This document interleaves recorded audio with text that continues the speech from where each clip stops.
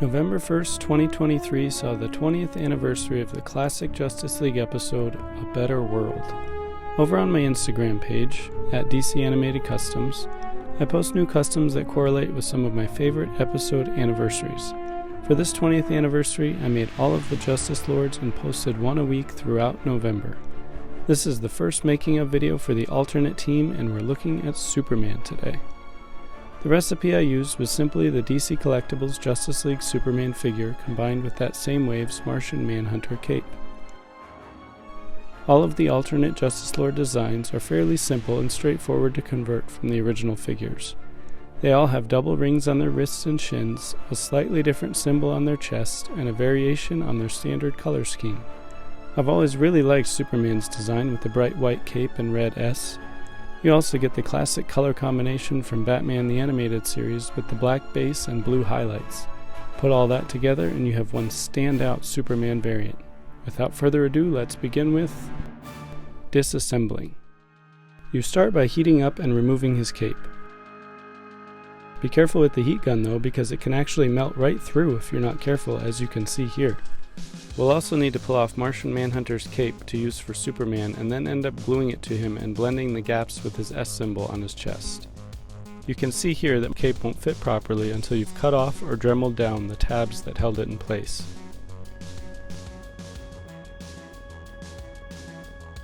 Much better. We'll first need to trim it to the correct shape, both at the collar and at the chest. The best way I've found to cut rubber is to first draw and pencil what shape you want, then follow it with your X-Acto knife. Be careful, because it can slip or veer off pretty easily. It's best to just keep sliding forward and not lift it up, otherwise you'll get a jagged appearance to your cut section. I draw my collar line on the figure before sculpting so I know just where it will be going. Next, pop that head off and we're ready to start sculpting. Sometimes these underwear lines are just painted breaks, and in other cases, like here, they're actually indented into the sculpt. To remove them, simply roll up some epoxy, usually much less than you expect, and then push it into place and blend it in. Fill in any holes left behind from removing the cape, then you can get to sculpting the additional details needed on the body. The collar is achieved very similarly to the way you do the upcoming wrist and shin rings. Mix and roll some epoxy, flatten it out, push it down all the way around, cut off any excess, and blend it in smooth.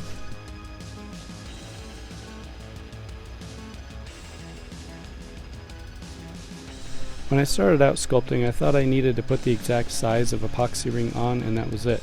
It's actually far more effective if you put it on and squish it down as flat as you can, and then cut away what you don't need to get your ring shape. Repeat this process directly above the first one, then over on his other arm. Then he has double rings on his legs too.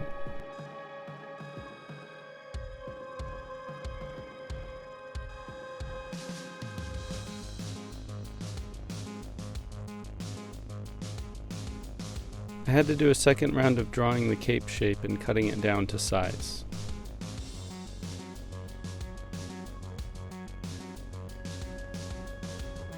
If you made the rings too thick, you can go back with a Dremel and knock them down a bit. If you made them too tall, you can always go back and whittle them down with an X-Acto knife. I had to do both to the majority of the 8 rings on Superman. Next, we'll want to get rid of any of those deep grooves with sanding. Sanding always takes a while, but it's essential for the paint to stick when it comes time. You also want to sand down everything you sculpted to get a nice smooth transition from sculpt to figure. When the dust settles, you can start splashing some paint on. To prep Superman for painting, tape off his neck and spray him all over with a neutral color primer. This will help to eliminate painting extra coats later. His paint colors themselves are a big decision since the cel-shaded look is such a strong part of his design. You can either paint his main suit all black like Mattel did on their original figure, or represent the black-blue combo by painting him a navy blue. Alternatively, you can do what I did and replicate the shading by painting mainly black with blue highlights throughout. The best way to do this is to paint your highlight first and then paint your shadow color over it, especially when it's black over a brighter color. You do that because painting a bright color on top of black would take many coats and it could be tough to make all the edges align each time. I always like watching the time lapse of the paint because it's so satisfying to see the colors spread all over the figure and you get to see the cartoon literally come to life. It takes many more coats than I show here, but you get the idea. The next part might be a little weird as I'm showing what not to do, but this is how it happened. Do not, I repeat, do not use this paint or this brand of paints on his cape. I've heard before that they're not the best, but they've been cheap and good enough until now. I finally made the switch to Vallejo paints with my first test paint, white. You see, I was using Apple Barrel or whatever the cheapest paint was, with a base coat of white primer, but they betrayed me pretty bad this time. The cape kept peeling off every time I would accidentally move or slightly curve the cape when handling him. You can see in this footage where it's just snowing paint flakes out of the inside of his cape. I eventually peeled all of it off and started over with Vallejo. I didn't have to prime it again either. They're that good. But I'm getting ahead of myself. We need to put the cape on first. Once you've painted the body, you can attach the cape. I glued it in place and then dremeled down the thickness to make the sculpting transition easier. It's time to blend it together with the symbol using more epoxy sculpt. This can be a bit tough to get right because epoxy over rubber doesn't always do what you want it to do.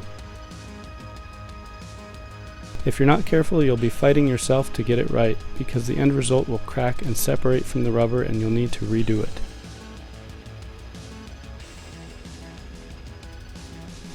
Now I'm applying a second layer of epoxy after having scraped all of the old white paint off of the cape.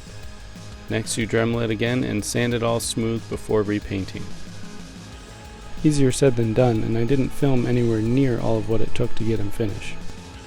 Here I am trying out the Vallejo paint for the first time, and I can't tell you how much better it goes on and how much creamier of a paint it is. The other cheaper brands must have a lot more water in them because a little bit of this goes a long way. I didn't film it, but before finishing the cape painting I added little triangles of epoxy on the sides over his arms to represent the folds of his cape. Time to paint the hands, pop them back in place, peel the tape off, see what we have underneath, and clean it up if needed. Now you can add the shine of gray color to his hair and the black lines on his neck if you like those little details. Pop his head back on and you now have a completed Justice Lord Superman to reign over your collection. Or, he could lead a whole team of lords like I've done. This custom is a little unique as I'm actually making him to be packaged up like an official release to then be added to a carded collection. I did the same once before for a Clark Kent custom gift for that same person too. He's all ready now. Thanks for watching. Join me next time where we'll look at a neat way to spend an extra gift card you may have gotten recently. Go ahead and leave any questions or requests for future characters in the comments below. And feel free to like and subscribe to get notified for my next video. Check me out on Instagram too, as I post a lot of finished customs up there well before these making of videos ever get made. Have a good one, and happy customizing.